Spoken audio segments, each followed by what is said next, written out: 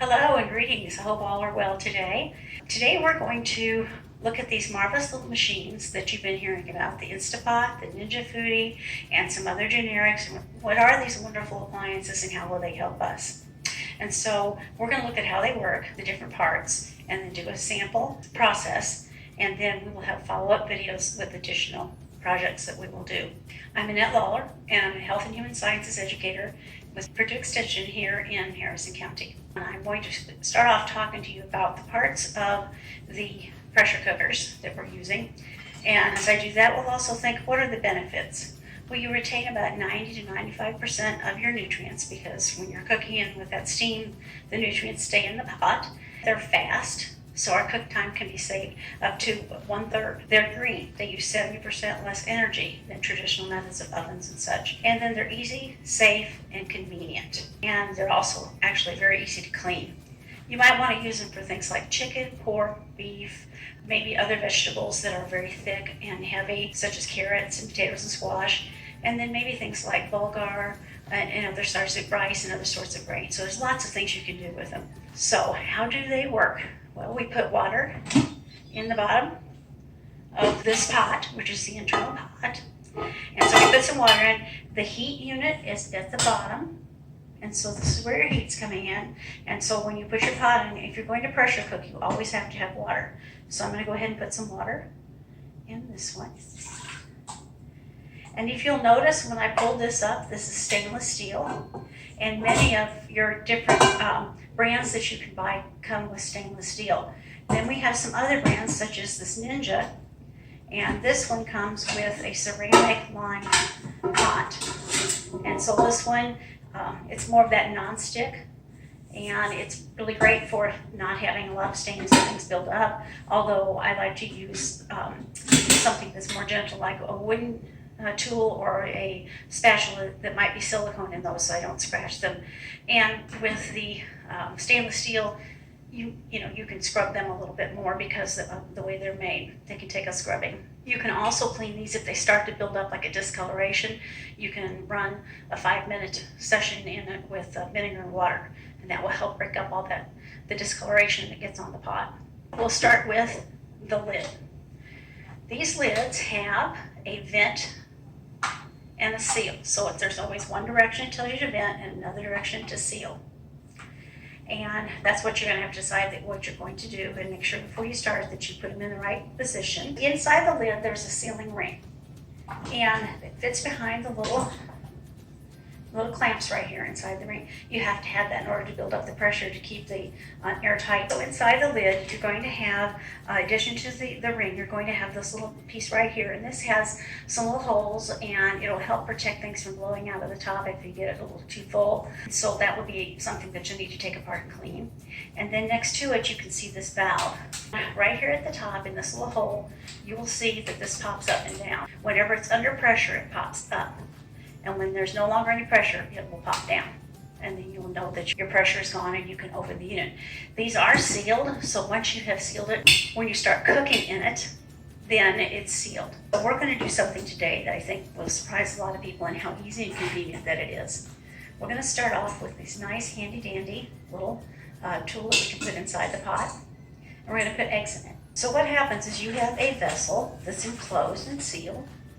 And in that enclosed and sealed vessel, you're developing steam, which you're making the temperature hotter. So then you're cutting down on the time that you're using the equipment. So that's why it saves your time, because you've got this hot trapped air that increases your boiling point and provides a faster cooking time. So what you're going to do is you're going to put this lid on nice and tight, and it's going to seal. It's going to slide and seal.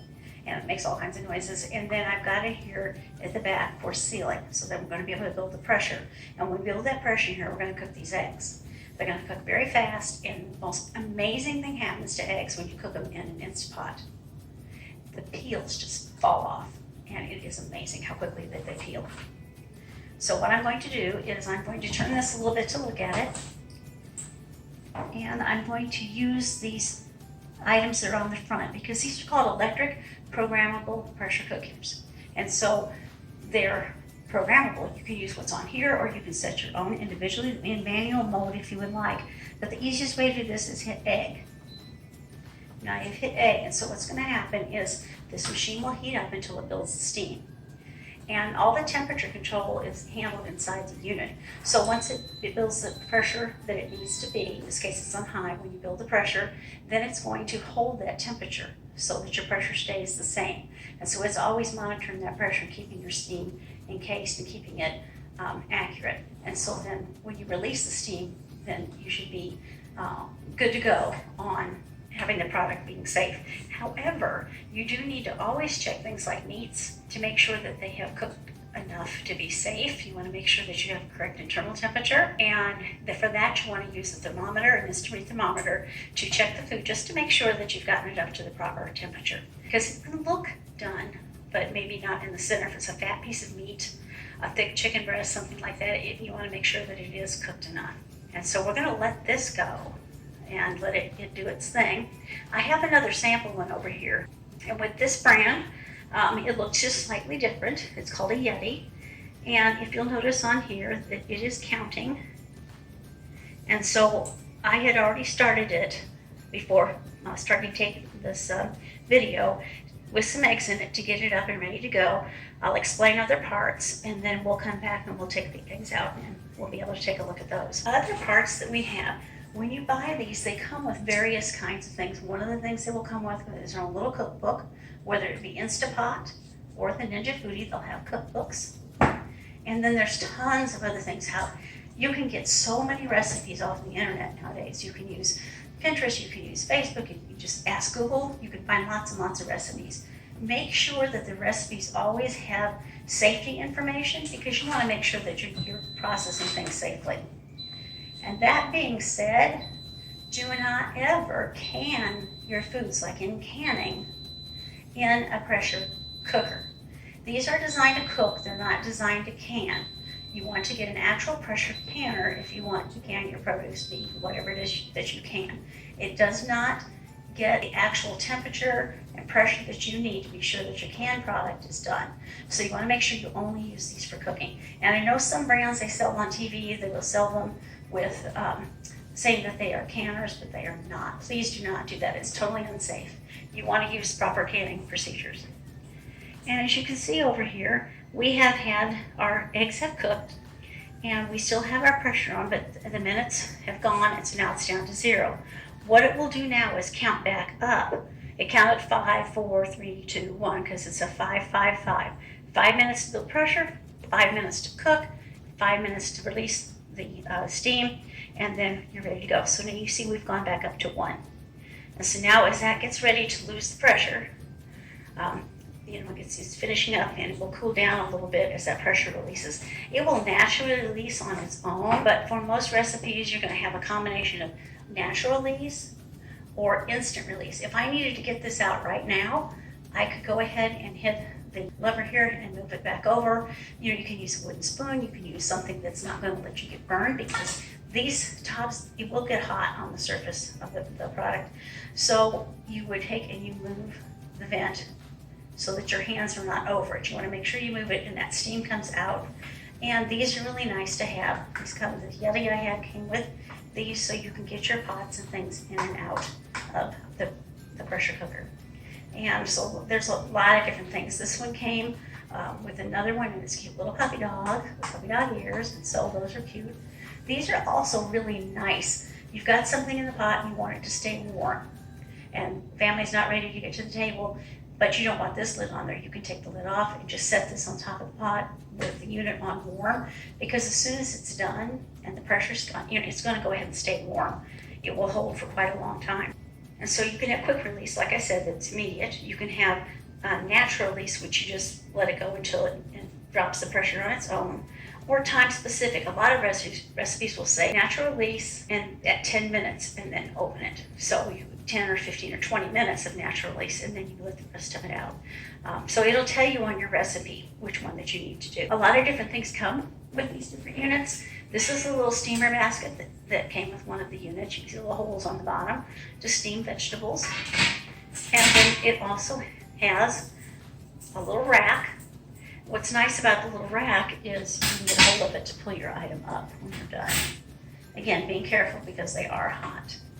And you'll have multiple items like these that are like little scoops or spoons or spatulas and things like that in order to be able to get things up and out of the pot. They vary depending on the different units that you might buy. And one of the nice things about them, the way the handle is, you can take paper towel with soap and water or a cloth with soap and water and take this around the rim, because you're going to need to clean all around this outer rim, because as you put foods in and out, you're going to spill sometime or another, and you're going to want to be able to go ahead and get something around there that's going to clean that out. And so it's a nice way to do that as well. You also have on all of your units, you have this little item back here, and it's a condensation cup.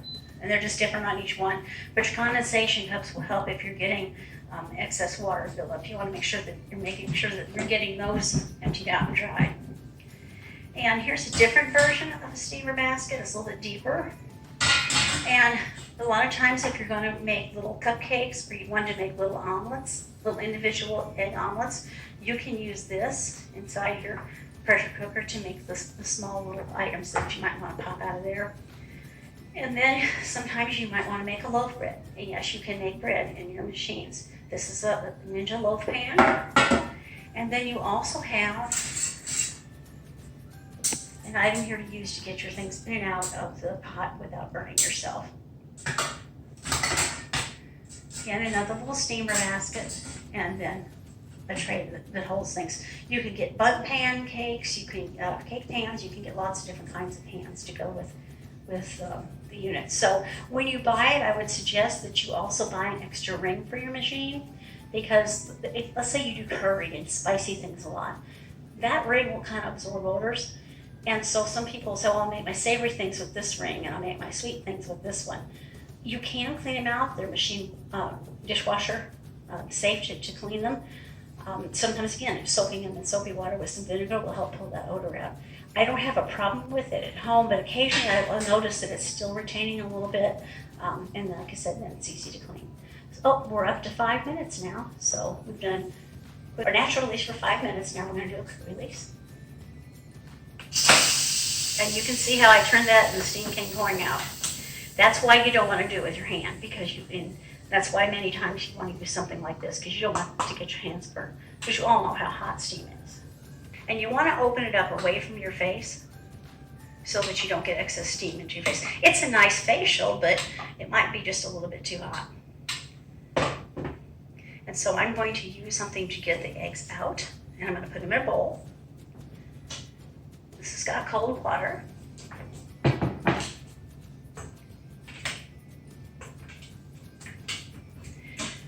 And they're going to be too hot for you to use your hands. And so you take the egg out and you kind of crack it a little bit on the countertop. A lot of times this is where your eggshell will stick and start peeling all the white off your egg. And it looks terrible, especially if you wanted to do deviled eggs with it. It comes off so easily when you put them in the pressure cooker. The shells are coming off beautifully. Sometimes you can just grab the shell and the whole shell will come off almost in one piece. And I've never done any method anywhere that took the shell off that easily. So there you have a beautiful hard-cooked egg. Now, if you did less minutes for people that like a soft-cooked egg at breakfast, they used to have little egg cups and you cook it, set it on top of the egg cup. Well, a soft-cooked egg is about 3 minutes. This is a standard cooked egg, cooked all the way through. But you'll find that it won't have that green ring around the yolk that's caused from too much iron from the heat. So it'll have a real pretty bright yolk, and it'll be nice and soft and fluffy for deviled eggs or whatever else you're going to do with it.